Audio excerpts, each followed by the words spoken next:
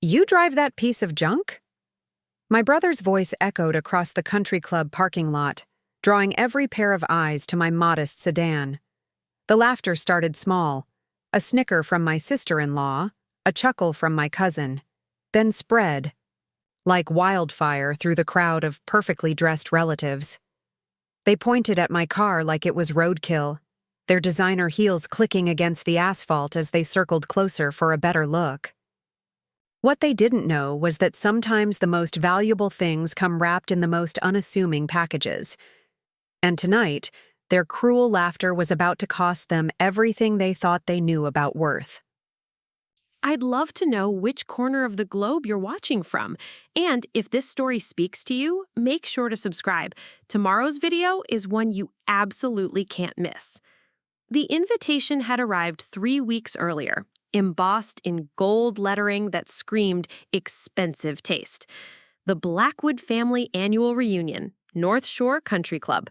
My stomach had twisted when I'd seen it, knowing exactly what I was walking into. But family obligations have a way of dragging you back, even when you know the claws are waiting.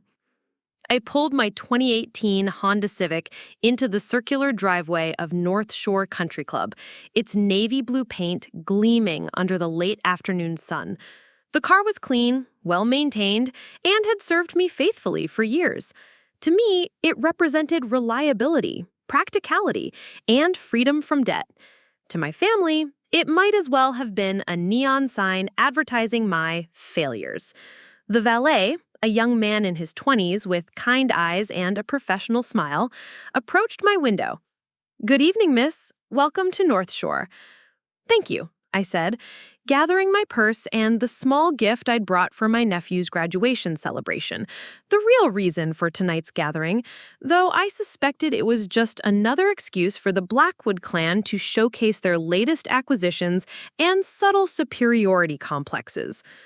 As I stepped out, smoothing down my simple black dress, elegant but certainly not designer, I heard the familiar sound of luxury engines purring into the driveway behind me. A gleaming white BMW X7 pulled up, followed by a silver Mercedes S-Class, then a brand new Tesla Model S in pristine condition. My heart sank when I recognized the license plates. My family had arrived in force. "Leah!" My sister Victoria's voice cut through the evening air like a blade wrapped in silk. She emerged from the BMW, her red hair perfectly styled, designer dress hugging her curves, and a smile that didn't quite reach her eyes. Behind her, my brother Marcus unfolded himself from the Mercedes, his expensive suit tailored to perfection. His wife Stephanie climbed out of the passenger side, her jewelry catching the light like tiny stars. Even from a distance, I could see the judgment in their eyes as they took in my appearance, my car, my very existence in their rarefied world. "Of course I came," I said, forcing brightness into my voice. "It's Tommy's big day." Victoria's gaze swept over my Honda with the kind of disdain usually reserved for something offensive. "Still driving that little thing, I see. Hasn't it been, 6 years now?" "5. I corrected quietly, "and it runs perfectly." Marcus approached, his footsteps confident on the manicured driveway. At 34, he was 2 years older than me, and never let me forget it. His success in corporate law had inflated his ego to match his salary, and he wielded both like weapons. "Leah, good to see you. Though I have to ask, are you having financial troubles? Because if you need help upgrading to something more appropriate for family events, I could always—" "I don't need help," I interrupted, perhaps more sharply than intended. "The car is fine." Stephanie laughed, a sound like an expensive crystal being tapped. "Oh, honey, fine isn't really the standard we're aiming for tonight. This is North Shore. People see what you drive and make assumptions." More family members began arriving, creating an impromptu parade of automotive excess. Uncle Richard in his Porsche Cayenne, Cousin Jennifer in a Range Rover that probably cost more than most people's annual salaries. Aunt Patricia stepped out of a Lexus that still had temporary tags, the new car smell probably still intact. Each arrival brought fresh eyes to my Honda, and I could see the subtle exchanges, the raised eyebrows, the whispered comments, the barely concealed smirks. I stood there in the growing crowd of my own relatives, feeling smaller with each judgmental glance. Well, well, well, came a booming voice that made my shoulders tense automatically. Great Uncle Harold, the family patriarch and self-appointed keeper of all opinions worth having. At 72, he commanded respect through sheer force of personality and an investment portfolio that had survived 3 market crashes. Well, well, if it isn't little Leah and her economical transportation.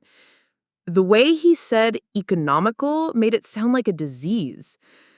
Hello, Uncle Harold, I managed, accepting his brief, obligatory hug that felt more like a business handshake. His eyes, sharp despite his age, swept over my Honda with the precision of an appraiser. Still teaching, I assume. Elementary school? His tone suggested I was announcing I collected garbage for a living. 4th grade, I confirmed. I love what I do. Of course, of course. Very noble, though I have to wonder. He gestured broadly at the collection of luxury vehicles surrounding us. Don't you think it's time to consider how your choices reflect on the family name? The Blackwoods have always maintained a certain standard. My cheeks burned. The implication was clear. I was dragging down the family reputation with my middle-class lifestyle and modest choices. Around us, conversations continued, but I could feel the attention, the judgment, the collective decision that I was the evening's entertainment. Victoria appeared at my side, her voice loud enough to carry. You know, Leah, Marcus and I were just discussing how we could help you lease something nicer. Nothing crazy, just something that wouldn't look so out of place. Out of place? I repeated, my voice barely above a whisper. Well, yes, Marcus chimed in, checking his Rolex with theatrical precision. I mean, look around. We're at one of the most exclusive clubs in the state. Your car is fine for grocery runs, but for family events, it sends the wrong message. Stephanie nodded enthusiastically, her blonde highlights catching the light. Exactly. It's not about the money, really. It's about presentation, about showing the world that the Blackwoods know quality when they see it. I wanted to point out that my Honda was quality, reliable, efficient, paid off completely. But I knew that wasn't the kind of quality they meant. They meant the kind that came with a luxury badge and monthly payments that equaled a mortgage. Cousin Jennifer joined the conversation, her voice dripping with false sympathy. I remember my college car. Such a sweet little thing. But eventually you have to grow up, embrace adult responsibilities. The implications stung. Adult responsibilities. As if my choice to live within my means, to avoid debt, to prioritize financial security over appearances was somehow childish. As if the years I'd spent carefully building my savings, investing wisely, and living independently were marks against my maturity rather than evidence of it. I am grown up, I said quietly, but my voice was lost in the growing chatter of family members sharing their own stories of automotive upgrades and luxury purchases. Uncle Harold raised his voice, clearly enjoying his role as evening's entertainment director. You know what? Let's make this interesting. Everyone, gather round. His commanding tone drew the attention of the entire extended family, about 20 people in total. I want everyone to take a guess. What do you think young Leah's car is worth? My stomach dropped to my shoes. This was exactly the kind of public humiliation I'd dreaded, the reason I'd almost stayed home despite the family pressure to attend. Oh, this should be fun, Victoria said, clapping her hands together like she was watching a game show. Marcus stepped forward, playing to the crowd. Well, let's see. 2018 Honda Civic, base model by the look of it. Maybe 15,000. 16 if she's lucky. Generous, Stephanie commented with a laugh. I was thinking more like 12. Used car values are terrible these days, especially for economy models. Cousin Jennifer pretended to examine my car more closely. Actually, given the age and the make, I'd say we're looking at 10,000 tops. Maybe 8 if it has high mileage. The numbers flew around the circle like arrows, each estimate lower than the last. 8,000, 7. Someone even suggested 5,000, which drew laughter from the group. They were enjoying themselves, turning my transportation into their evening's amusement. Now, Uncle Harold said, raising his hands for quiet. Let's not be too harsh. I'm sure Leah's little car serves its purpose. After all, not everyone can afford the finer things in life. His patronizing tone made my skin crawl.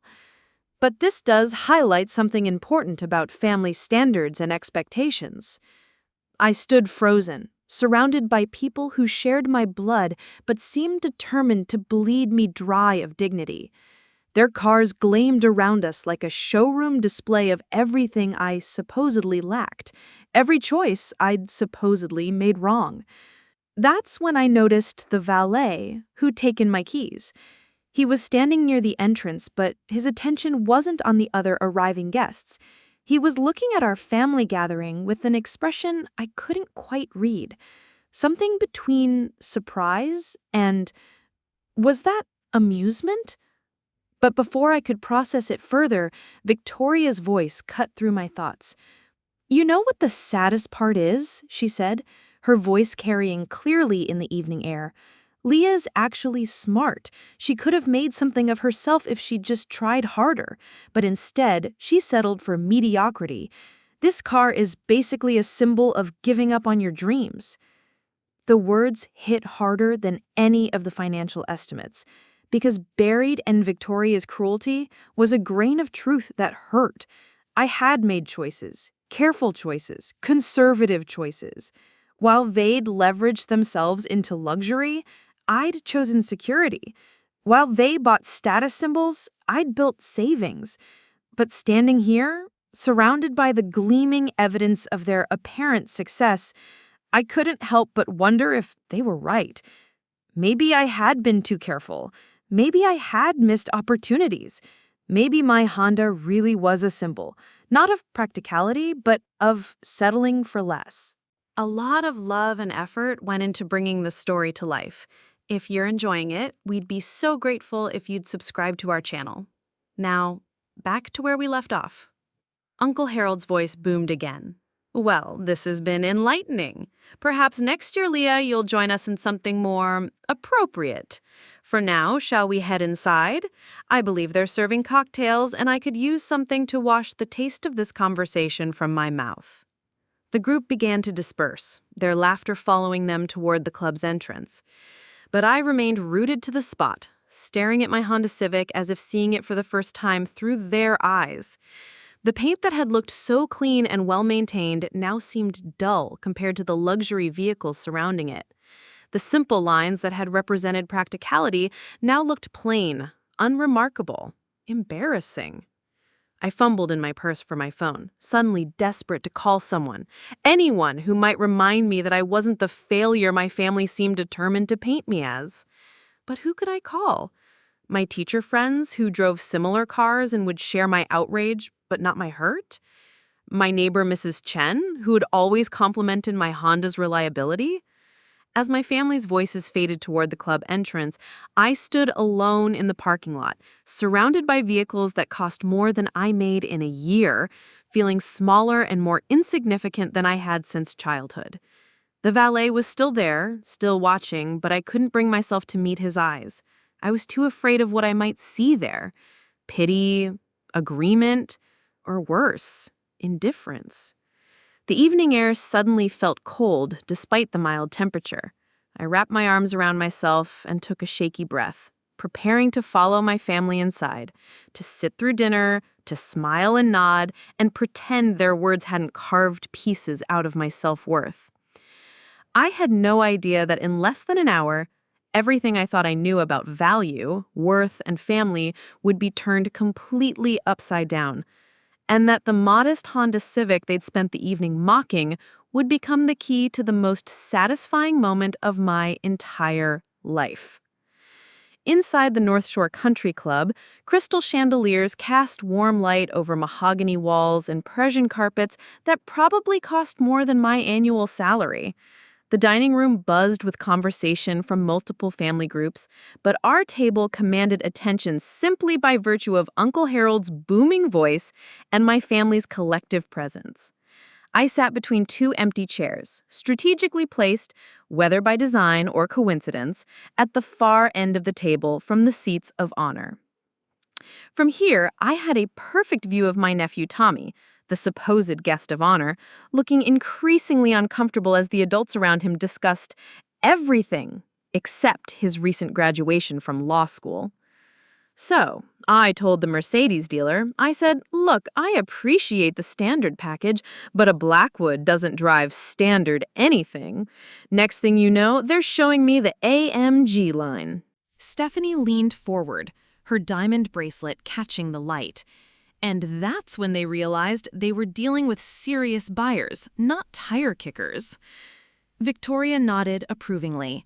It's all about establishing credibility from the first moment. People can sense quality, or the lack thereof. I pushed my salmon around my plate, appetite gone. The conversation had devolved into a competition of luxury purchases and exclusive experiences, each story designed to top the last. Uncle Harold held court at the head of the table, occasionally interjecting with stories from his own collection of expensive acquisitions. "Speaking of credibility," Cousin Jennifer said, her voice carrying that particular tone that meant someone was about to be thrown under the conversational bus. I couldn't help but notice the valet's reaction when Leah handed over her keys earlier. My fork paused halfway to my mouth. "What do you mean?"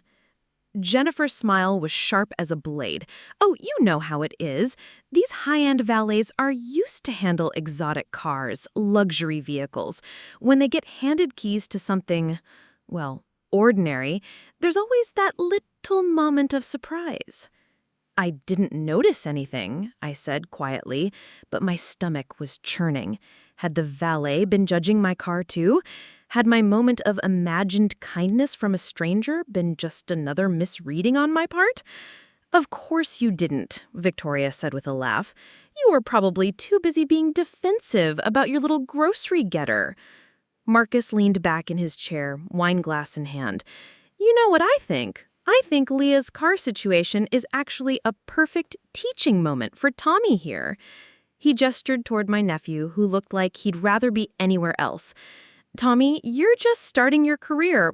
What kind of impression do you think you'd make rolling up to a client meeting in something like Aunt Leah's Honda?" Tommy, bless him, looked genuinely uncomfortable. "I don't know, Uncle Marcus. I mean, it's just transportation, right?" The table erupted in knowing laughter. "Oh, sweet boy," Aunt Patricia said, reaching over to pat Tommy's hand. "Transportation is never just transportation.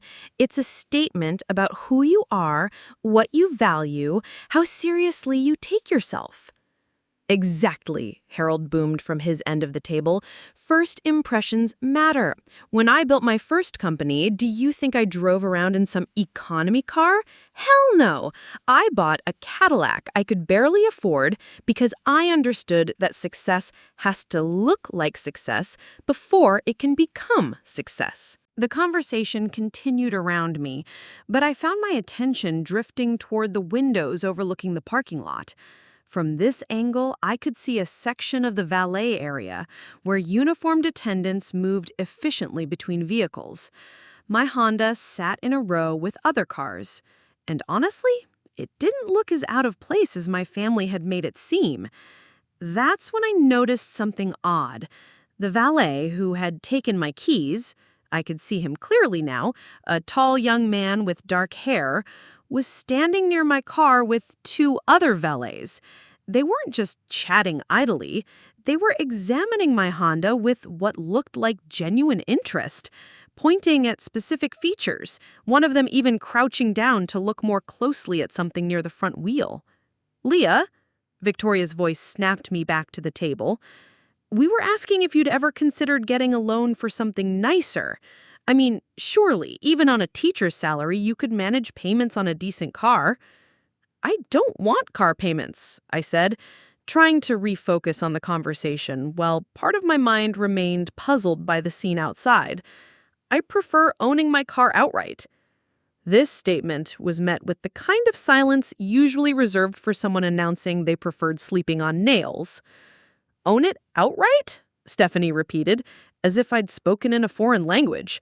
"But then how do you build credit? How do you leverage your assets? How do you upgrade when something better comes along?" Jennifer added. Marcus shook his head sadly. Leah. This is exactly what I mean about financial literacy. You're thinking like someone who's afraid of money, instead of someone who understands how to make money work for you." "I'm not afraid of money," I protested. "I just believe in living within my means." Uncle Harold's laugh was patronizing. "Living within your means is fine when you're 25 and figuring things out. But at 32, with your education and family background, you should be expanding your means, not hiding inside them." The criticism stung because it touched on insecurities I'd been carrying for years. While my family had pursued aggressive financial strategies, leveraging debt for larger homes, leasing luxury cars, making investments they barely understood, I had chosen the path of careful saving and conservative spending. But looking around this table at the obvious success and confidence of my relatives, I couldn't help wondering if they were right. Maybe I had been too cautious. Maybe my fear of debt had actually held me back from opportunities. Maybe my Honda really was a symbol of playing it too safe. "The thing is," Victoria continued, seemingly oblivious to my growing discomfort, "it's not just about you, Leah. It reflects on all of us. When people see a Blackwood driving something like that, they make assumptions about the entire family." "What kind of assumptions?" I asked, though I wasn't sure I wanted to hear the answer. "That we don't take care of our own," Marcus said bluntly. "That we're not as successful as we appear, that there are financial problems in the family." Stephanie nodded vigorously. "It's like wearing a wrinkled shirt to a business meeting. It doesn't matter how smart you are or how good your ideas are. People notice the wrinkled shirt first." As they continued their critique, I found my gaze drifting back to the parking lot. The valets were still clustered around my Honda, and now I could see that one of them was on his phone, apparently showing something on the screen to the others. Their body language didn't suggest boredom or mockery. If anything, they seemed excited. Tommy, who had been quietly enduring the adult conversation, suddenly spoke up. "Aunt Leah, what year is your Honda again?" 2018, I replied, grateful for his attempt to change the subject. "And what trim level?" I blinked, surprised by the specificity of his question. It's actually the Type R model. I got a really good deal on it when..." The words died in my throat as I noticed the sudden change in Tommy's expression. His eyes widened, and he set down his fork with deliberate care. "Type R?" he repeated, his voice carrying a note I couldn't identify. "Yes, it's the sporty version, I suppose. Though honestly, I mainly bought it because it was the only one on the lot in the color I wanted, and the dealer was motivated to..." "Holy shit," Tommy whispered, then immediately looked around the table in panic. Sorry. I mean, wow. Aunt Leah, do you know what you have?" The table had gone quiet, everyone looking between Tommy and me with varying degrees of confusion. "I have a Honda," I said slowly, "a reliable, practical Honda that your family seems to think is embarrassing." Tommy was pulling out his phone, his fingers flying over the screen. Aunt Leah, the Type R isn't just any Honda. It's... God, how do I explain this? He looked up from his phone, his expression a mixture of disbelief and excitement. It's like if someone told you they drove just a Porsche, but didn't mention it was a rare, limited edition model that collectors go crazy for. Uncle Harold's eyebrows drew together. What are you talking about, boy? It's a Honda. We've all seen it. Yes, but it's not just any Honda, Tommy said, his voice gaining confidence. The Type R is Honda's flagship performance car. They only make a few thousand each year, and they're kind of legendary in certain circles. Marcus scoffed. Legendary. It looks like every other Econobox in the parking lot. That's kind of the point, Tommy said, warming to his subject. It's a sleeper car. Looks relatively normal, but underneath, he held up his phone, showing a web page filled with technical specifications and racing achievements. 315 horsepower, 6-speed manual transmission, track-tuned suspension. It's basically a race car that Honda made street legal. The table was quiet now. Everyone's attention focused on Tommy's enthusiastic explanation. But more than that, he continued, the 2018 model was the first Type R sold in America in over a decade. Honda fans had been waiting years for it to come back. Dealers were charging massive markups. Some people paid over $60,000 for them. $60,000? Stephanie's voice cracked slightly. For a Honda? For that Honda, Tommy confirmed. And now, with the limited production numbers and the collector interest, he tapped his phone screen again. Aunt Leah, depending on the mileage and condition, your car could be worth anywhere from $50,000 to $75,000. The silence that followed was absolute. I felt like the room was spinning. That can't be right. Let me see that, Marcus demanded, reaching for Tommy's phone. His eyes scanned the screen, his expression shifting from skepticism to confusion to something approaching shock. This says here that some 2018 Type Rs with low mileage have sold for over $80,000, he said slowly. Victoria leaned over to read the screen, but it looks so ordinary. That's the beauty of it, Tommy explained. Honda didn't want to make it slashy. They wanted to make it fast. All the money went into the engine, the transmission, the suspension. The exterior changes are subtle, the spoiler, the wider fenders, the special wheels, but if you're not looking for them, you might not notice. I was still processing the numbers. 50,000, 75,000, more than some of their luxury SUVs, more than I made in a year, possibly more than I'd paid for my entire house. But how would Leah have ended up with one? Jennifer asked, her voice carrying a note of disbelief. If they were so exclusive, so expensive. I found my voice, though it sounded distant to my own ears. The dealer called me, said someone had ordered it but couldn't complete the purchase. They needed to move it off the lot, and since I'd been looking at regular Civics, I swallowed hard. He said he could give me the same price as the standard model if I was willing to take it that day. Uncle Harold was staring at me as if I'd grown a second head. You bought a $70,000 car for the price of a regular Honda? I bought a car that I thought was just a slightly sportier Honda. I had no idea it was this. The valet from earlier appeared at our table, as if summoned by the conversation. "Excuse me," he said, his voice polite, but carrying an undercurrent of excitement. "I'm sorry to interrupt, but I couldn't help overhearing. You're the owner of the championship white Type R in the lot?" Every pair of eyes at the table turned to me. I nodded mutely. The valet's professional composure cracked slightly, revealing genuine enthusiasm. "Ma'am, I have to tell you, that's one of the most beautiful examples I've ever seen. The condition is absolutely pristine, and championship white is the most desirable color.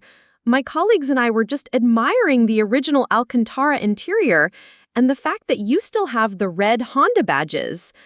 "The red badges are special?" I asked. "Weekly?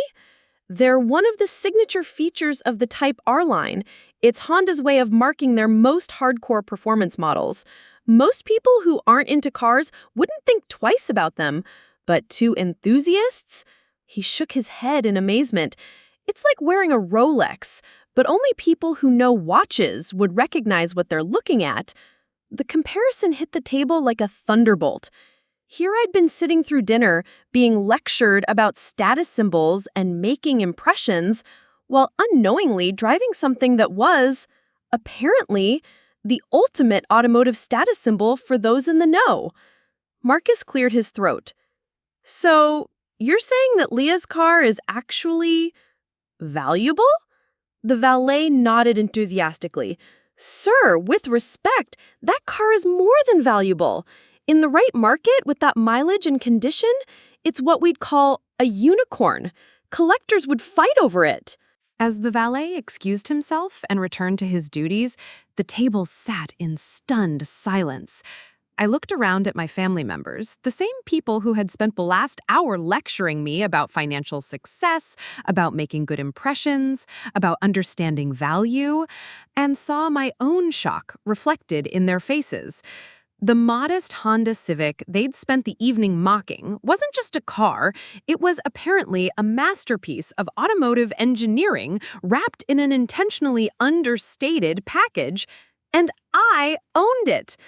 The dessert course arrived, creme brulee and chocolate soufflé, but nobody at our table seemed to notice. The elegant presentation went ignored as 23 years of family assumptions crumbled faster than the caramelized sugar under our spoons. Uncle Harold was the first to break the stunned silence, his voice carrying none of its usual commanding authority. "Tommy, pull up that website again. I want to see those numbers with my own eyes." Tommy obliged, tilting his phone so the older man could read the screen. Harold's weathered fingers traced the listings, his expression growing more bewildered with each swipe. 78,000? 81,000? Jesus Christ, this one sold for $92,000? He looked up at me, his sharp businessman's eyes seeing me differently for the first time in decades. "Leah, do you have any documentation on this car? Service records, original purchase paperwork?" Yes, I keep everything organized in a folder at home, I managed, my voice still sounding foreign to my own ears. "Why?" Marcus had recovered enough to lean forward, his lawyer instincts kicking in. "Because if you can prove provenance, verify the mileage, document the maintenance history," he shook his head slowly. "Leah, you might be sitting on a gold mine." Victoria, who had spent the better part of 2 hours criticizing my automotive choices, now looked like she was trying to solve a complex mathematical equation in her head. "But how did none of us know? How did you not know?" "Because I bought a car, not an investment. I needed reliable transportation. The dealer offered me a good deal. I took it." Stephanie was scrolling through her own phone now, her manicured nails tapping against the screen. "Look at this," she said, holding up her device. "There's an entire forum dedicated to Type R owners. They call themselves Guardians of the Flame or something like that." She began reading aloud from what appeared to be an enthusiast website. The FK8 Civic Type R represents Honda's purest expression of front-wheel drive performance engineering.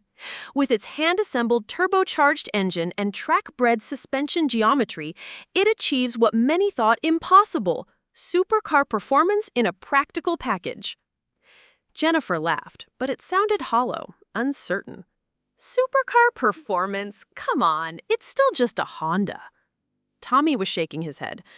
That's like saying the Mona Lisa is just paint on canvas. The Type R isn't trying to be flashy. It's trying to be perfect at what it does. He pulled up a video on his phone, and suddenly we were watching my seemingly ordinary Honda attacking a racetrack with aggressive precision, its engine note a mechanical symphony of turbo whistles and exhaust pops. The car moved with a fluidity and violence that seemed impossible for something I drove to the grocery store. "This is what your car was designed to do," Tommy explained as we watched the Honda dance through chicanes and devour straightaways.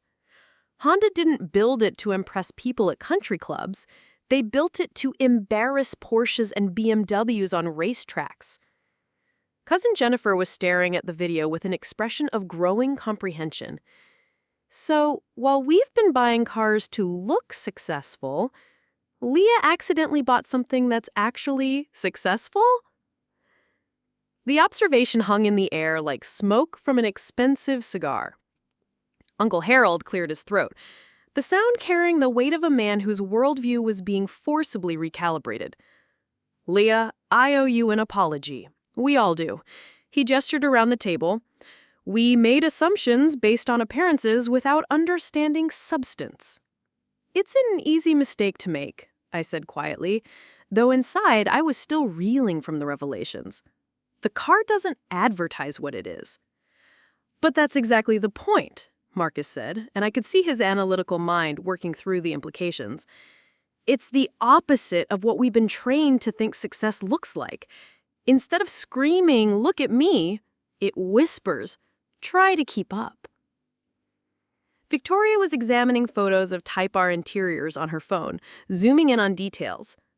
Look at this interior. It looks so purposeful, like a fighter jet cockpit.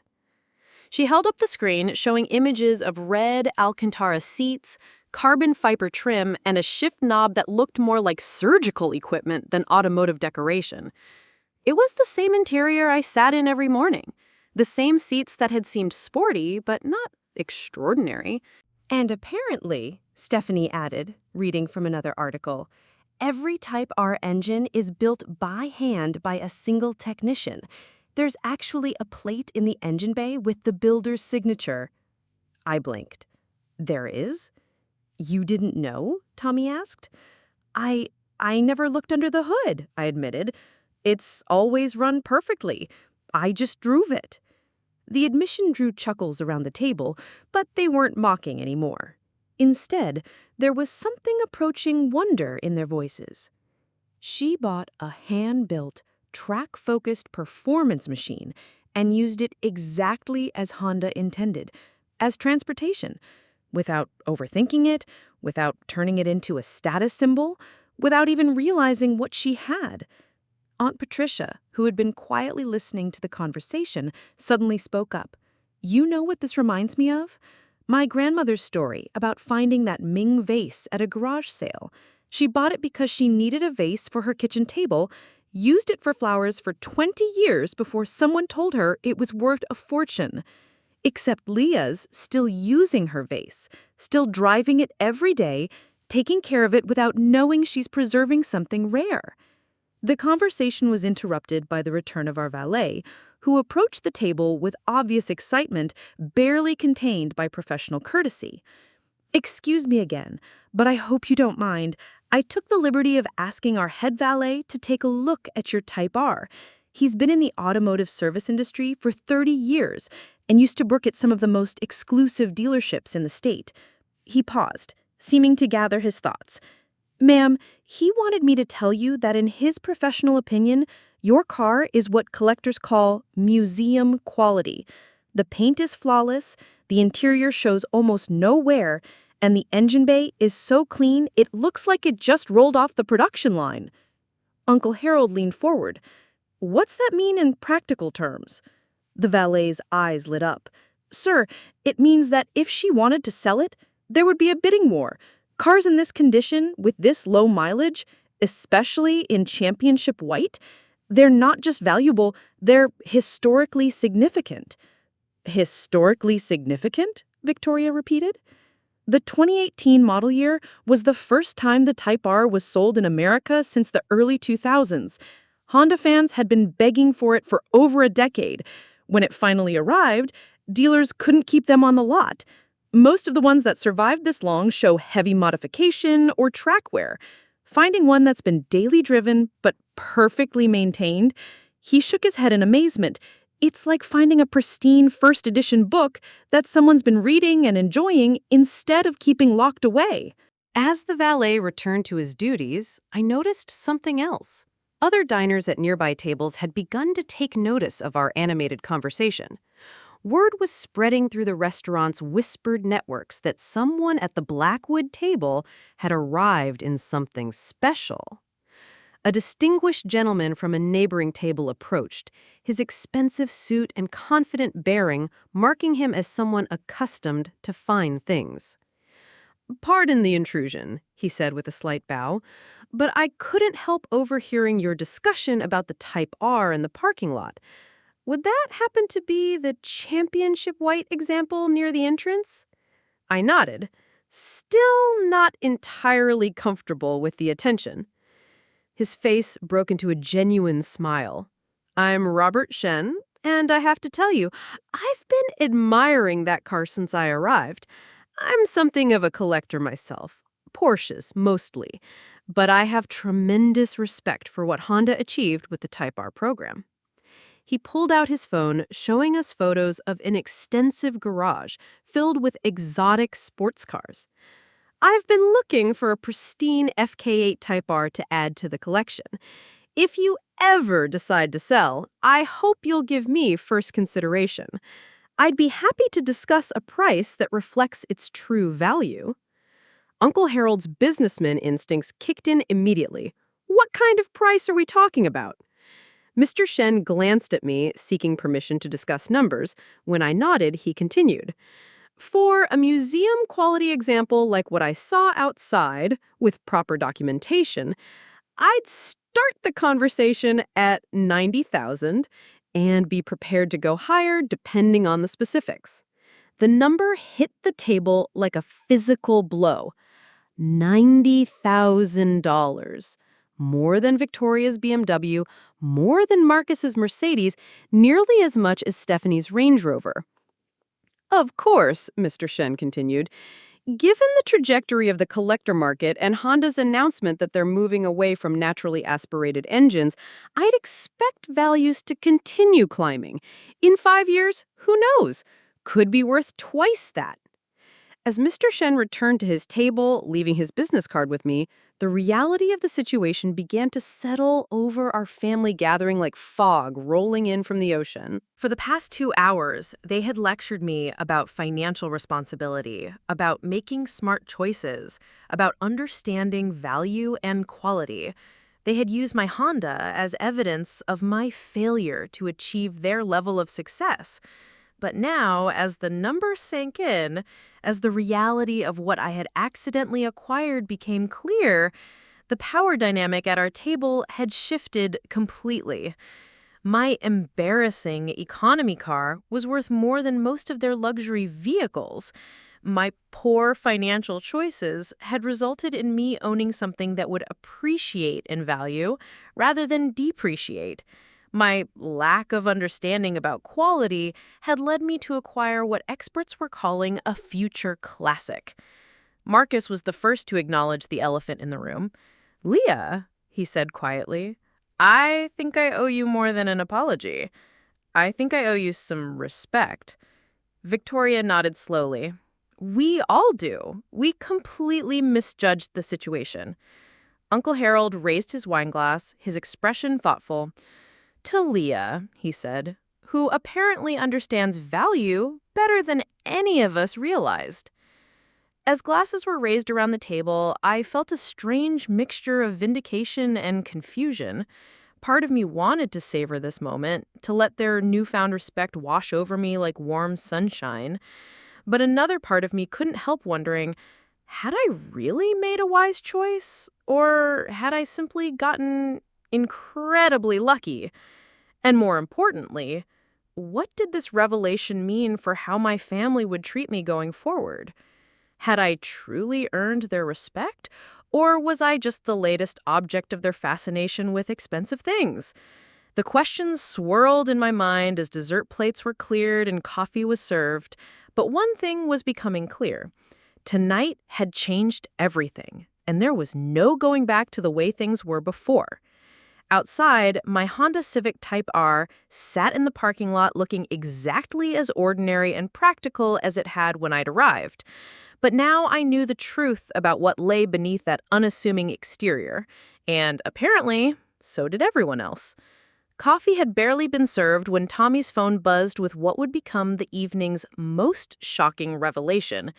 His expression shifted from casual interest to wide-eyed disbelief as he read whatever message had just arrived. "Aunt Leah, what's your car's VIN number?" I blinked at the seemingly random request. "My VIN? I think I have it in my phone somewhere. Why?" I scrolled through my digital files until I found the insurance documents, reading off the 17-character sequence that had never seemed important before tonight. Tommy's fingers flew across his phone screen, entering the numbers into what appeared to be some kind of database. The silence that followed stretched long enough for Uncle Harold to clear his throat impatiently. "Well, what's all this about, boy?" Tommy looked up from his screen, his expression a mixture of awe and something approaching panic. "Aunt Leah, your car isn't just any Type R." "What do you mean?" Marcus asked, leaning forward with renewed interest. "I mean," Tommy swallowed hard, seeming to gather courage for what he was about to say.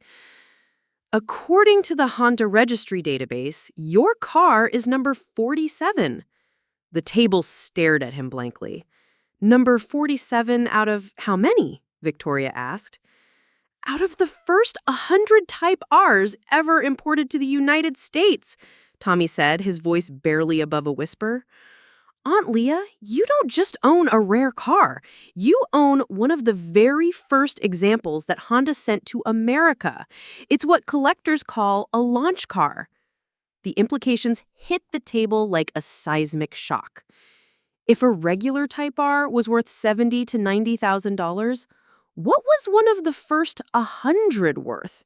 Stephanie had gone pale. "Tommy, are you saying what I think you're saying?" "I'm saying that Aunt Leah accidentally bought automotive history," he replied, scrolling through forums and auction sites with increasing excitement. "Look at this! There's an entire community of people who track these early VINs. They call them heritage examples. Some collectors spend years trying to find one." He held up his phone, showing us a forum thread titled "Holy Grail Hunt, First 100 FK8 Registry." The discussion was filled with automotive enthusiasts sharing stories of their searches, posting photos of VIN plates, and discussing the significance of owning an early production model. "But why does it matter when it was made?" I asked, still struggling to process this new layer of complexity. "It's the same car, isn't it?" Uncle Harold, despite his earlier apologies, couldn't resist a slight condescending tone. "Oh, my dear girl, you really don't understand collectibles, do you?"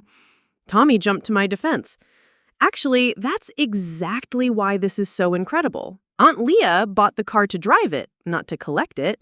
She's been using one of the most historically significant examples exactly as Honda intended, as a daily driver." Marcus was reading over Tommy's shoulder, his expression growing more amazed with each swipe. "Jesus, look at this auction listing. A number 23 sold last month in California for $138,000. $138,000? Victoria's voice cracked on the number. "And that one had been modified," Tommy continued, his excitement building. "Aftermarket wheels, exhaust system, lowered suspension. Aunt Leah's is completely stock, which makes it even more valuable to serious collectors." A new voice interrupted our conversation, refined, confident, and carrying the unmistakable authority of serious money. "Excuse me, I couldn't help but overhear your discussion about early VIN Type Rs." We looked up to see an impeccably dressed woman in her 50s, her silver hair styled in an elegant bob, her jewelry understated but clearly expensive. Everything about her screamed old money and sophisticated taste. "I'm Catherine Morrison," she continued, "and I represent several private collectors who specialize in significant Japanese sports cars. When I heard you mention VIN 47, she paused, her eyes finding mine. Well, I had to introduce myself." Uncle Harold, ever the businessman, gestured to an empty chair. "Please join us. I'm Harold Blackwood, and this is my grandniece, Leah, the owner of the vehicle in question." Catherine settled into the chair with practiced grace. "Ms. Blackwood, I want to be completely transparent with you. I've been authorized by a client to make a standing offer on any first 100 Type R that comes to market. When I say any, I mean regardless of condition, mileage, or modifications. She reached into her purse, withdrawing what appeared to be a business card, but was actually something far more substantial, a certified bank check already filled out except for the recipient's name. $175,000, she said simply, placing the check on the table where we could all see it. Sight unseen, no inspection required. My client trusts my assessment of these vehicles, and from what I observed in the parking lot, yours appears to be in exceptional condition. The silence that followed was so complete, I could hear the quiet jazz music playing in the restaurant's background, the gentle clink of silverware from other tables, the soft murmur of distant conversations. $175,000. The number seemed to glow on the paper like radioactive material. Jennifer was the first to find her voice. That's more than my house is worth. It's more than most people's houses are worth, Marcus said quietly. Catherine nodded with professional understanding. I realize it's a substantial figure, but you have to understand what you own. First 100 VINs represent the absolute pinnacle of Type R collecting. They're the bridge between Honda's racing heritage and their streetcar legacy. In 10 years, when Honda has moved entirely to hybrid and electric powertrains, these early cars will be viewed as the end of an era. She gestured toward the check. My client isn't just buying a car. He's buying a piece of automotive history, a tangible connection to what many consider Honda's greatest achievement in performance engineering. Stephanie leaned forward, her voice barely controlled. And you're prepared to pay that much without even seeing it run? Mrs. She paused politely. Hoffman. Stephanie Hoffman. Mrs. Hoffman, when you understand the rarity and significance of what we're discussing, the mechanical condition becomes almost secondary. A first 100 Type R could need a complete engine rebuild and still command this price from the right buyer. She turned back to me. But from what I observed, your example appears to be in remarkable condition. The paint has that deep gloss that only comes from careful maintenance, the interior looks pristine through the windows, and the wheels show the kind of even wear that suggests responsible driving rather than hard track use. Uncle Harold was staring at the check as if hypnotized. Catherine, you mentioned that prices are likely to continue climbing. What's your professional opinion on the long-term trajectory? Mr. Blackwood, I've been in the collector car business for 25 years. I've seen Porsches go from affordable sports cars to million-dollar investments. I've watched Ferrari values climb to stratospheric levels. What's happening with first-generation Type Rs feels very similar to what happened with early air-cooled 911s in the 1990s. She paused to sip her water, letting the comparison sink in. In 5 years, I wouldn't be surprised to see pristine early examples selling for $250,000 or more. In 10 years, she shrugged elegantly. The sky's the limit for truly exceptional cars. Tommy was frantically taking notes on his phone. So you're saying Aunt Leah accidentally bought something that could be worth more than some Ferraris? Young Nan, your aunt didn't just accidentally buy something valuable. She accidentally bought something irreplaceable. Ondo will never make another naturally aspirated Type R. They'll never again build a car quite like this one. What she owns is the end of a lineage that stretches back to the original NSX. Victoria, who had spent the early part of the evening mocking my automotive choices, now looked like she was trying to solve advanced calculus in her head. But Leah had no way of knowing any of this when she bought it. Which makes it even more remarkable, Catherine replied. Most collectors spend months researching, networking, hunting for specific examples. Miss Blackwood simply walked into a dealership and walked out with what we call a unicorn car. She stood, straightening her jacket with businesslike precision. I don't need an answer tonight, of course. This is a significant decision, but I want you to know that my offer stands indefinitely, and if you decide to sell through other channels, I'd appreciate the opportunity to match any legitimate competing offer. As Catherine returned to her table, leaving her business card and the sight of that check burned into all of our memories, the family sat in stunned silence. Marcus was the first to speak, his voice hushed with something approaching reverence. Leah, do you understand what just happened? You were just offered more money than most people make in 3 years for a car you bought by accident. It wasn't completely by accident. I mean, I chose that specific car because you liked the color and the dealer offered you a good deal, Uncle Harold finished. Leah, my dear, you've just demonstrated that sometimes the best investment decisions are the ones made with the heart rather than the head. Aunt Patricia, who had been unusually quiet throughout the evening's revelations, suddenly laughed, not mockingly, but with genuine delight. Do you know what this reminds me of? It's like that story about the woman who bought a painting at a yard sale because she liked the frame, only to discover it was a lost masterpiece. Except better, Tommy added excitedly, because Aunt Leah has been driving her masterpiece, enjoying it, taking care of it. She's been the perfect custodian without even knowing it. Jennifer shook her head in amazement. All this time, we thought you were being overly cautious with money, playing it too safe, but you accidentally made the investment of a lifetime. The irony wasn't lost on any of us. While my family had been leveraging themselves into luxury purchases that would depreciate the moment they drove them off the lot, I had stumbled into owning something that was appreciating faster than most people's retirement accounts. But as I sat there, surrounded by family members who were looking at me with a mixture of newfound respect and barely concealed envy, I realized that the evening's revelations had raised as many questions as they had answered. What did it mean to own something so valuable? Did I have a responsibility to sell it to someone who would truly appreciate its significance? Or was there something to be said for continuing to use it exactly as I had been? As transportation, as a tool, as a source of simple daily pleasure? The check from Catherine Morrison lay on the table like a challenge, its numbers representing not just money, but a fundamental choice about who I wanted to be.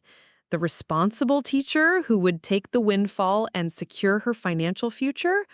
Or the accidental enthusiast who would hold on to something rare and beautiful simply because it brought joy to her daily commute. As the evening wound toward its close, I knew that the decision ahead of me would determine not just my financial future, but my relationship with my family and my understanding of my own values. The car that had started the evening as a source of embarrassment had become the center of the most important choice I'd ever had to make. The certified check for $175,000 had been sitting on the table for 15 minutes when Uncle Harold made his move. He'd been unusually quiet since Catherine Morrison's departure, his fingers drumming against the tablecloth in the pattern I recognized from childhood, his scheming rhythm. "Leah," he said finally, his voice carrying the tone he'd once used to negotiate million-dollar business deals, "we need to talk about this situation practically." Something in his inflection made my stomach tighten. "What do you mean?" "I mean, you're sitting on a tremendous opportunity. An opportunity has an expiration date." He leaned forward, his eyes sharp with the focus that had built his business empire. "That woman, Catherine, she's not going to wait forever. Markets change, collector interest shifts. You need to strike while the iron is hot." Marcus nodded enthusiastically. "Dad's right. In finance, we call this a liquidity event. You have an asset that's suddenly revealed to be worth substantially more than you paid for it. The smart play is to monetize that immediately." "Monetize?" I repeated, the word feeling strange on my tongue. "Sell," Victoria translated, though her tone suggested she thought I was being deliberately obtuse. "Take the money and run. $175,000, Leah. That's life-changing money." "It's retirement money," Stephanie added. "It's a house down payment. It's financial freedom." I looked around the table at faces that had shown me newfound respect just minutes earlier, now calculating and eager in a way that made my skin crawl. But it's also my car. The car I drive every day. The car I actually enjoy. Uncle Harold's laugh carried a patronizing edge that reminded me why I'd always felt uncomfortable at family gatherings. Enjoy? Leah, it's transportation. You can enjoy any car, but you can only own this particular investment opportunity once. Besides, Jennifer chimed in, you could take that money and buy 3 or 4 nice cars. You could get something truly luxurious, something that announces your success properly. Tommy, who had been uncharacteristically quiet during this financial debate, suddenly spoke up. What if she doesn't want to sell? The table turned to him with various expressions of surprise and irritation. Don't be naive, Thomas, Uncle Harold said sternly. This isn't about want. This is about smart financial planning. Your aunt has been handed a windfall, and windfalls don't come around twice. But Uncle Harold, Tommy persisted, his voice gaining strength. What if the car means more to her than the money? Marcus laughed outright. Tommy, you're young, so I'll explain this gently. Nothing means more than financial security. Nothing. That car, no matter how rare or special, is just metal and plastic. The money it represents, that's freedom. Freedom from what? I asked quietly. The question seemed to catch them off guard.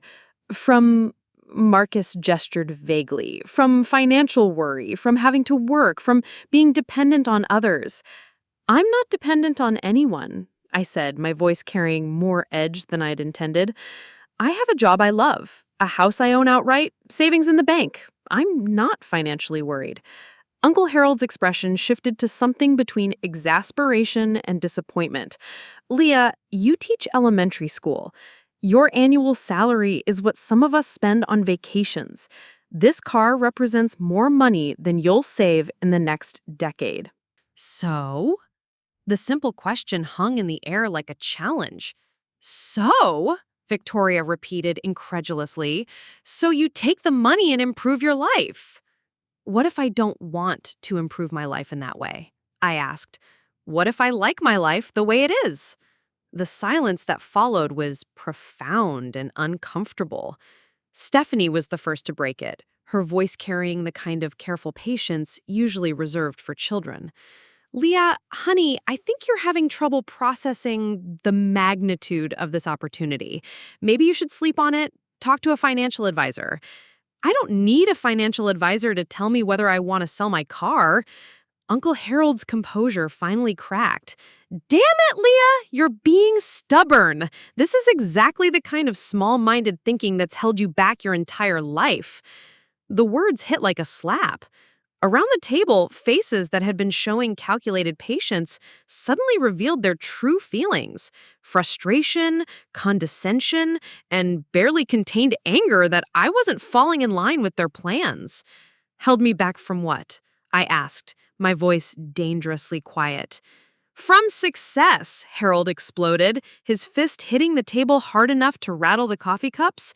From achievement, from making something of yourself instead of settling for mediocrity. I'm a teacher, I said steadily.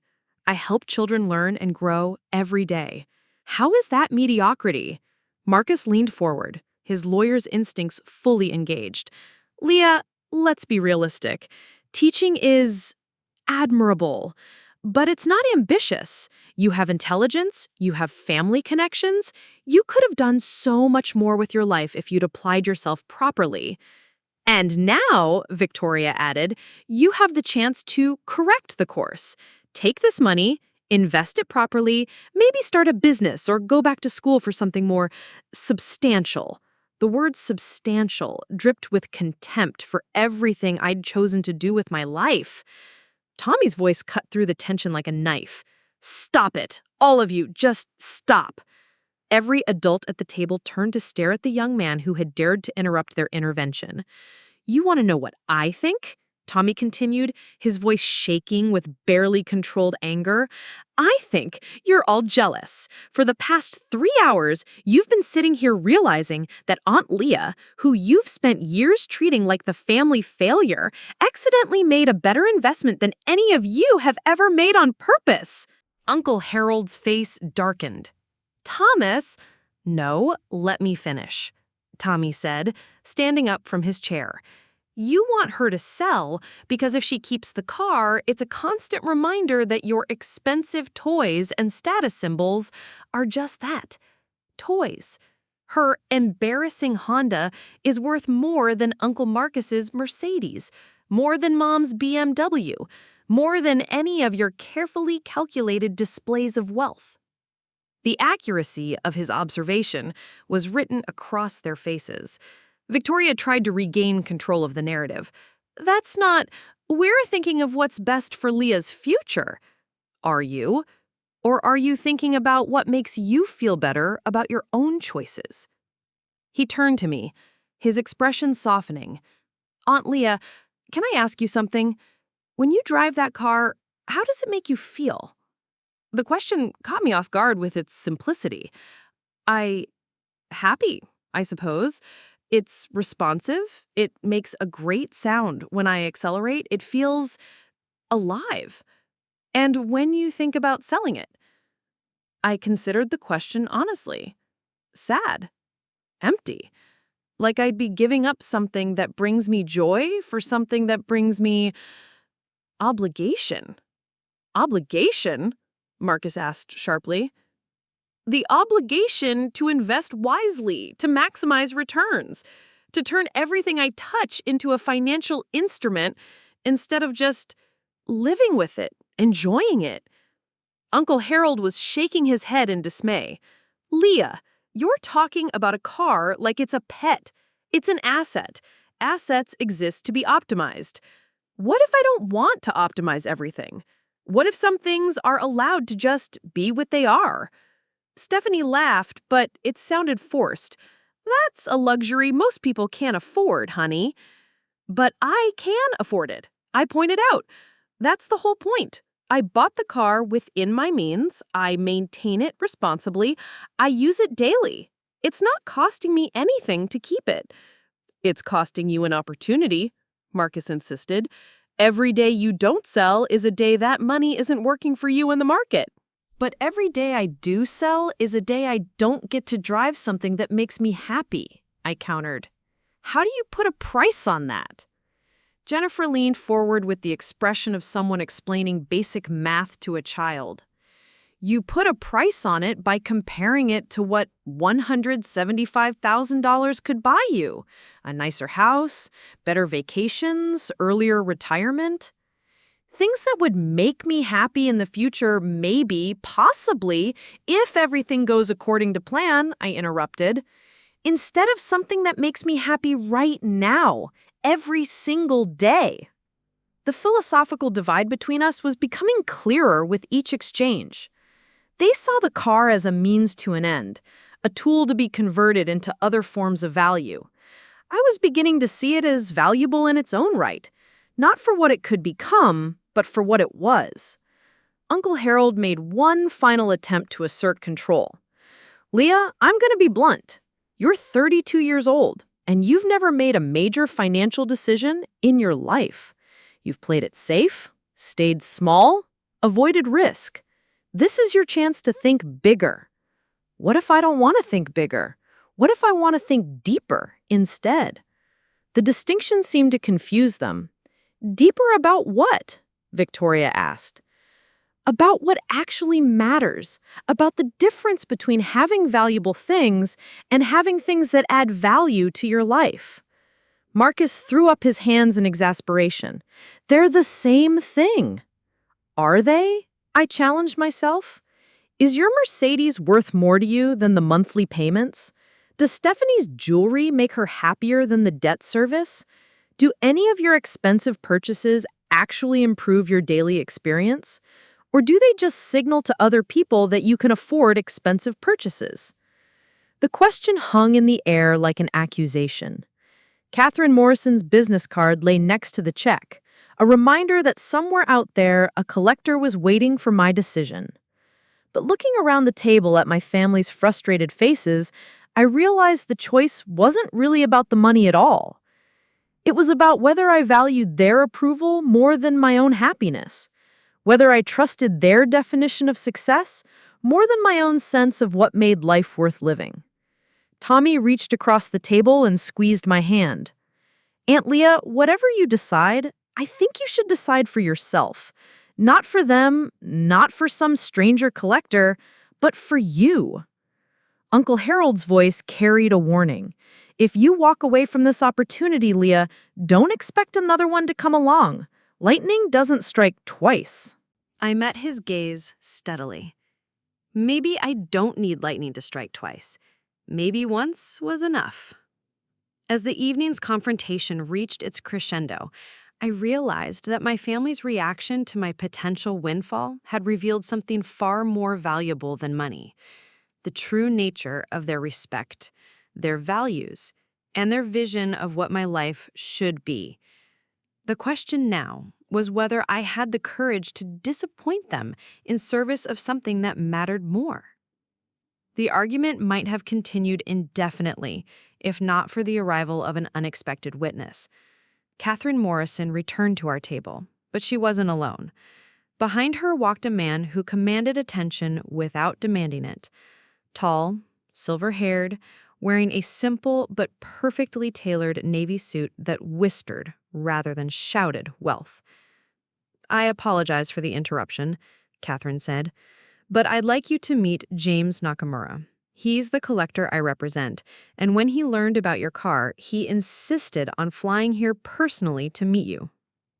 James stepped forward with a slight bow, his manner respectful and unhurried. "Ms. Blackwood, I hope you'll forgive my presumption in coming unannounced, but when Catherine described your Type R and its remarkable condition, I had to see it, and more importantly, meet its owner for myself." Uncle Harold immediately shifted into his business mode, standing to shake hands. "Harold Blackwood, Leah's great-uncle. You have excellent timing, Mr. Nakamura. We were just discussing the particulars of Catherine's generous offer." James' eyes moved around the table, taking in the tension, the scattered papers, the barely concealed frustration on multiple faces. His gaze finally settled on me. "And what are your thoughts, Ms. Blackwood? Are you considering the sale?" Before I could answer, Marcus jumped in. "She's processing the opportunity. It's a significant decision, obviously. We're helping her think through the implications." "I see." James's tone was perfectly neutral, but something in his expression suggested he saw more than Marcus intended. "May I ask what those implications are from your perspective?" Victoria leaned forward eagerly. "Well, it's life-changing money. Leah could pay off her mortgage, invest for retirement, maybe even change careers if she wanted to. She could buy something more practical, something more appropriate for daily driving." James nodded thoughtfully. "And Ms. Blackwood, do you feel your current situation requires changing?" The question was directed at me, but Uncle Harold answered. "Anyone can benefit from financial improvement, Mr. Nakamura. Leah's an conservative in her approach to wealth building. This represents a chance to think bigger." The statement hit the table like a physical blow. "Withdraw?" Marcus sputtered. "Why? Has the price changed? Are there issues with the car we don't know about?" "No," James said calmly. "The car is everything Catherine described and more. It's a perfect example, probably the finest early Type R I've ever encountered." "Then why?" Victoria began. James held up a gentle hand. "Because I've realized that Miss Blackwood doesn't own the car owns her." The poetic statement left the table in confused silence. "I don't understand," Stephanie said. James settled into the chair Catherine had vacated, his manner unhurried despite the mounting tension. "I've been collecting cars for 30 years. I've bought vehicles from dealers, from auctions, from private parties, from estates. I've learned to recognize the difference between someone who owns a car and someone who truly connects with one. He gestured toward me. Miss Blackwood doesn't just possess this Type R, she understands it. She appreciates its character, respects its capabilities, enjoys its quirks. That relationship is rarer and more valuable than the car itself. Uncle Harold's face was reddening. Mr. Nakamura, with all due respect, we're talking about a business transaction, not a marriage. Are we? James asked mildly. Because from what I've observed this evening, you're all treating this as if it's purely financial. But the best cars, the truly significant ones, are about far more than money. He turned back to me. Miss Blackwood, may I tell you why I collect Type Rs specifically? I nodded, fascinated despite the family chaos around us. My father was an engineer at Honda in the 1990s. He worked on the original NSX project and later on the first Civic Type R. He used to tell me that Honda's philosophy wasn't about building the most expensive car or the most luxurious car, but about building the most honest car. He paused, his eyes growing distant with memory. An honest car doesn't lie to you. It doesn't pretend to be more comfortable than it is, or quieter, or more economical. It tells you exactly what it's capable of, and then it delivers on that promise every single time. The Type R is the purest expression of that philosophy Honda ever created. Tommy was listening intently. So, when you collect them, you're honoring that philosophy? I'm trying to, James said, but I've realized that the highest honor I can give these cars isn't to lock them away in climate-controlled garages. It's to ensure they find owners who will use them as they were intended, with joy, with respect, with understanding. Marcus was growing impatient.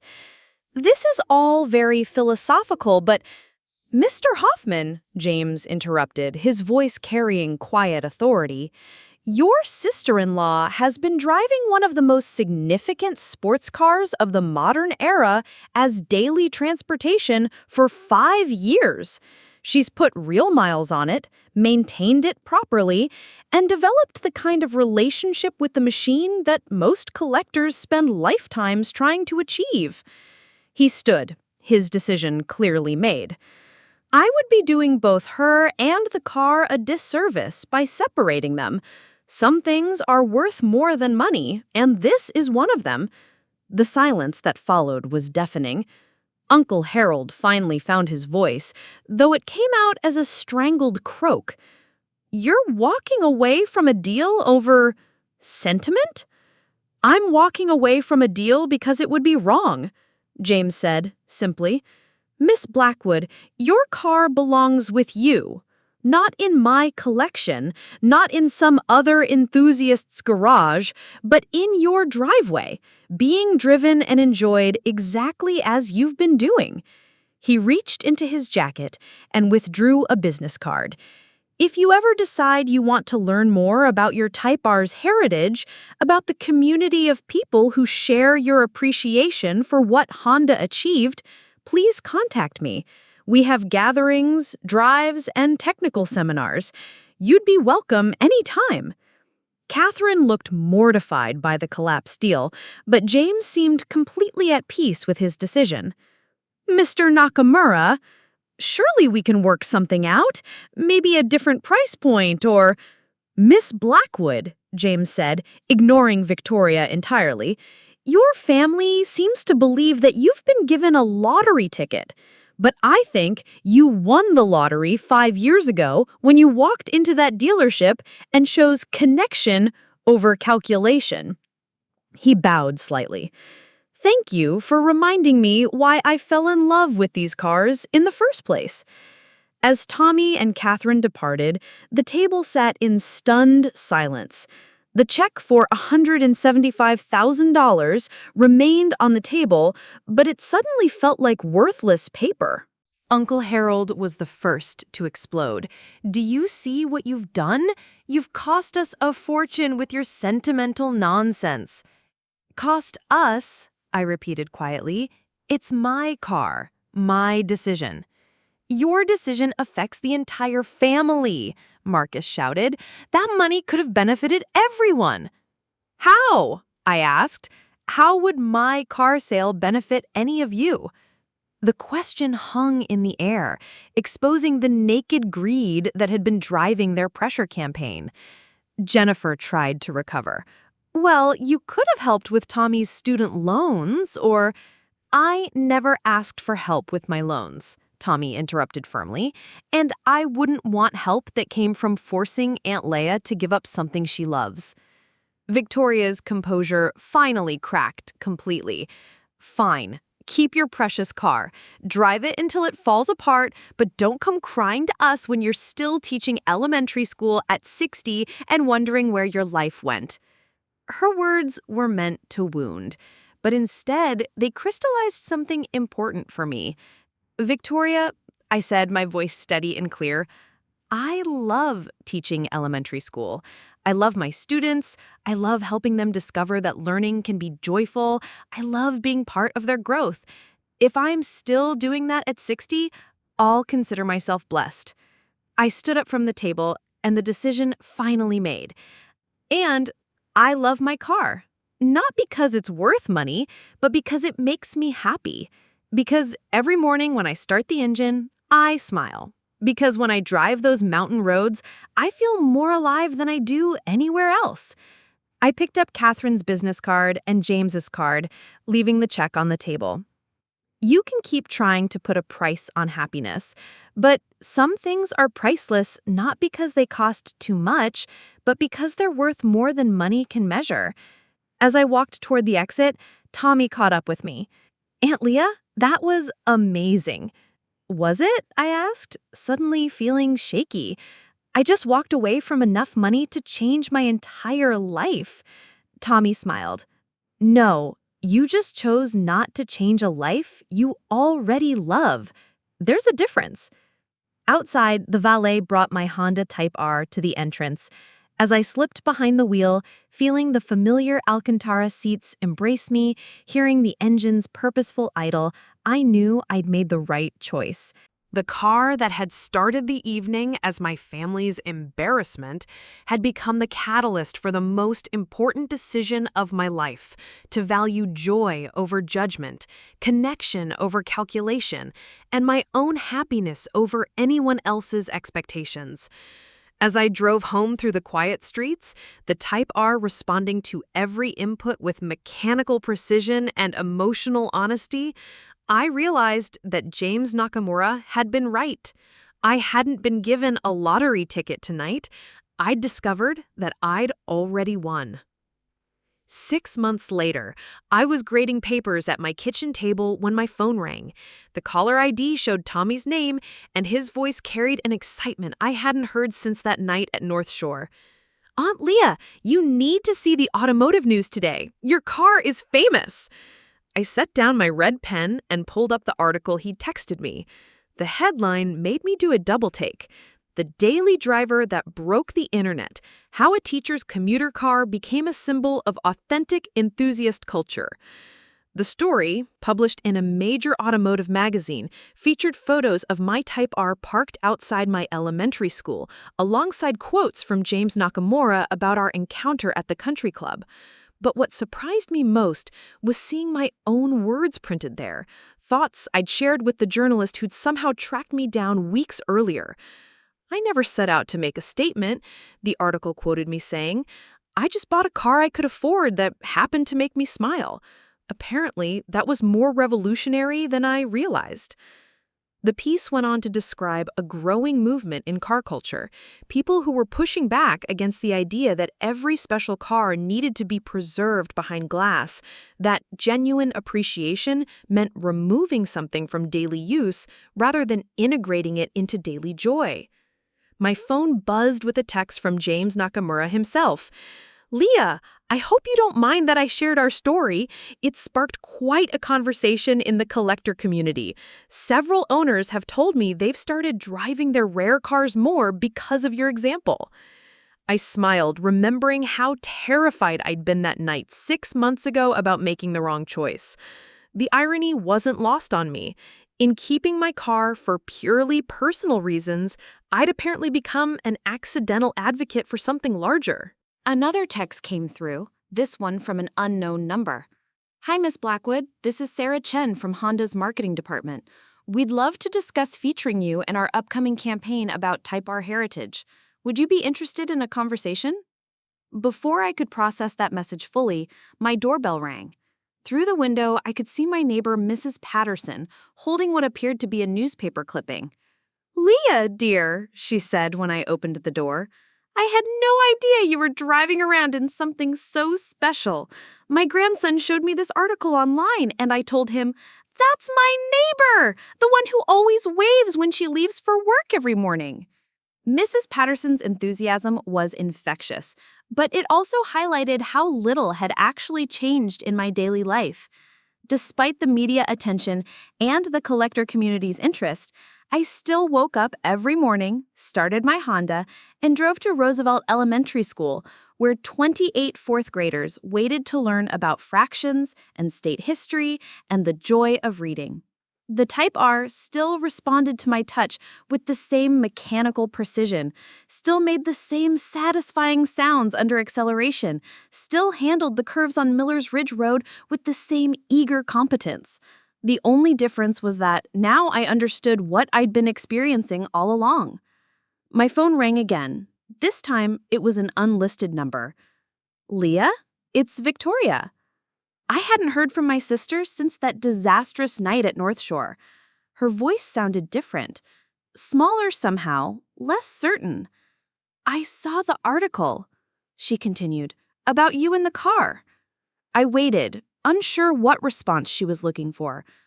I owe you an apology. A real one this time, not just for that night, but for a lot of years of not understanding what you were trying to tell us. The admission hung between us like a bridge neither of us was sure we could cross. The article quoted some of the things you said that night, Victoria went on, about happiness versus value, about finding joy in what you have rather than always wanting something else. I've been thinking about that a lot lately. She paused, and I could hear what sounded like traffic in the background. "I'm actually calling from a Honda dealership," she admitted, with a laugh that sounded almost embarrassed. "I'm looking at Civics, not Type Rs. I know those are special, but just regular Civics, reliable ones that might make me smile without making me broke." The conversation that followed was unlike any we'd had in years. Victoria talked about how exhausting it had become to constantly chase the next status symbol, to measure success by monthly payments and brand recognition. She'd realized that her BMW, for all its luxury, had never once made her feel the way I'd described feeling in my Honda. "I don't expect forgiveness right away," she said as our call wound down. "I know we hurt you that night, and we were wrong. But I wanted you to know that your choice meant something, at least to me." After we hung up, I sat in my kitchen thinking about transformation. Not the dramatic kind you see in movies where someone's entire life changes overnight, but the quiet kind that happens when you finally stop apologizing for who you are. Over the following weeks, more pieces of my story's aftermath began falling into place. Tommy called to tell me that Uncle Harold had reached out to him, asking for my phone number because he wanted to apologize. Marcus had apparently started taking driving lessons, not just driving, but performance driving, trying to understand what enthusiasts meant when they talked about connecting with a car. Most surprisingly, Jennifer had joined a local car club, not for exotic vehicles, but for people who loved their ordinary cars enough to learn how to maintain and modify them properly. "It's funny," she told me during an unexpected visit. "I spent so much money trying to buy respect, but you earned it by just being genuine about what made you happy." The attention from the automotive world continued to grow. I was invited to type our gatherings, asked to speak at enthusiast events, and even offered a consulting role with Honda's customer experience team.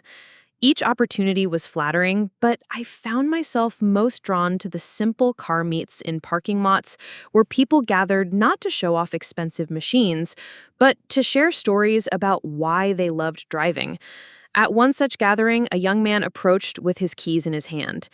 "Miss Blackwood, I wanted to thank you. I was about to sell my Miata because my parents said it was impractical, that I needed something more sensible for my career. But after reading your story, I decided to keep it. It's not worth much money, but it makes every commute an adventure."